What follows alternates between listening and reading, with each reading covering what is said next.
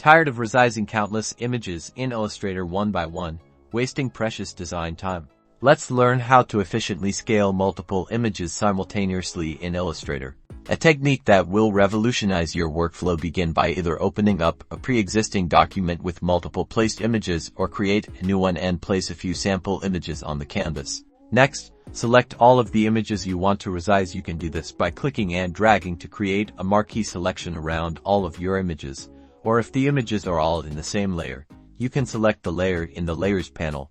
Now, grab your selection tool from the Tools panel. It's the black arrow icon. Then, with all your images selected, click on any corner bounding box of an image. Click it and begin dragging to scale your selected images. As you drag, notice how all the images resize together. You can hold Shift while dragging to maintain the image's proportions. For more precise scaling, you can utilize the Properties panel. Make sure your images are still selected and go to the Transform section in your Properties panel. Here, you can input specific percentages for width and height. Setting the width will automatically adjust the height proportionally, and vice versa.